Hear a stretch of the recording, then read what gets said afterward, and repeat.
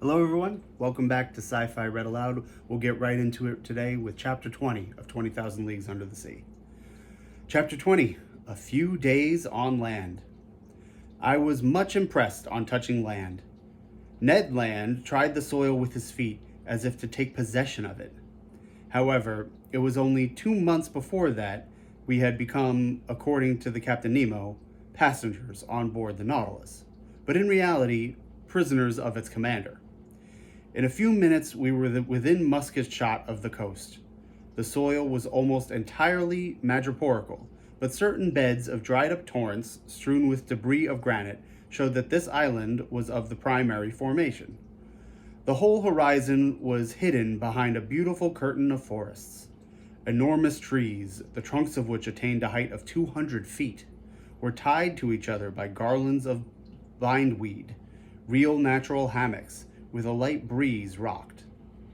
They were mimosas, ficuses, casuarinae, tex, hibisci, and palm trees, mingled together in profusion, and under the shelter of their verdant vault grew orchids, leguminous plants, and ferns. But without noticing all these beautiful specimens of Papuan flora, the Canadian abandoned the agreeable for the useful. He discovered a cocoa tree, beat down some of the fruit, broke them, and we drank the milk and ate the nut with satisfaction. That protested against the ordinary food on the Nautilus. Excellent, said Ned Land. Exquisite, replied Conseil. And I do not think, said the Canadian, that he would object to our introducing a cargo of coconuts on board. I do not think he would, but he would not taste them. So much the worse for him, said Conseil. And so much the better for us, replied Ned Land. There will be more for us. The one word only, Master Land, I said to the harpooner, who was beginning to ravage another coconut tree. Coconuts are good things, but before filling the canoe with them, we should be wise to recontour and see if the island does not produce some substance that is not less useful. Fresh vegetables would be welcome on board the Nautilus. Master is right, replied Conseil, and I propose to reserve 3 places in our vessel, one for fruits, the other for vegetables, and the third for venison, of which I have not yet seen the smallest specimen. Conseil, we must not despair, said the Canadian. Let us continue, I returned, and lie in wait. Although the island seems uninhabited, it might still contain some individuals that would be less hard than we on the nature of game. Oh, said Ned Land, moving his jaws significantly. Well, Ned, cried Conseil. My word, returned the Canadian. I begin to understand the charms of anthropology. Ned, what are you saying? You a man-eater? I should not feel safe with you, especially as I share your cabin. I might perhaps wake one day to find myself half devoured. Friend Conseil, I like you much, but not enough to eat you unnecessarily. I would not trust you, replied Conseil, but enough. We must absolutely bring down some game to satisfy this cannibal, or else, one of these fine mornings, Master will only find pieces of his servant to serve him. While we were talking thus, we were penetrating the somber arches of the forest, and for 2 hours we surveyed it in all directions. Chance rewarded our search for eatable vegetables, and one of our most useful products of the tropical zones furnished us with precious food that we missed on board.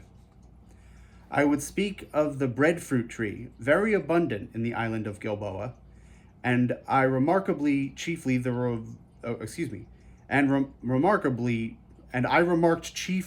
variety destitute of seeds, which bears in Malaya the name of rima.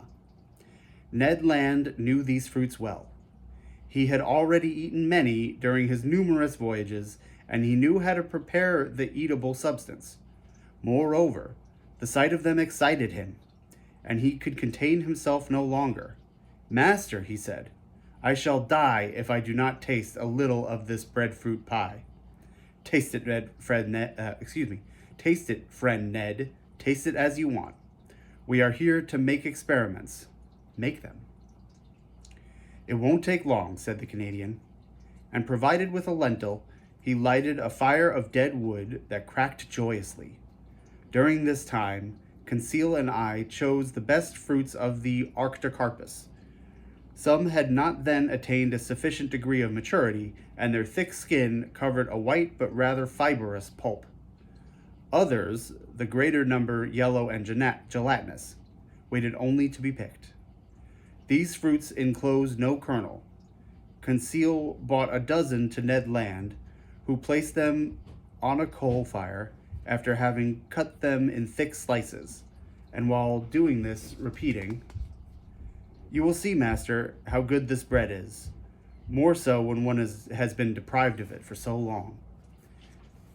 "It is not even bread," added he, "but a delicate pastry. Have you eaten none, master?" "No, Ned." "Very well. Prepare yourself for a juicy thing. If you do not come for more, I am no longer the king of harpooners." After some minutes, the part of the fruits that was exposed to the fire was completely roasted.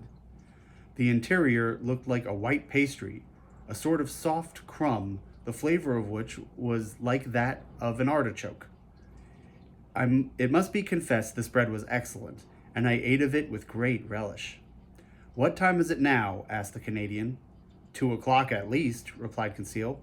"How time flies on firm ground," sighed Ned Land. "Let us be off," replied Conseil. Thank you, everybody. We'll be back with more of Chapter 20 tomorrow.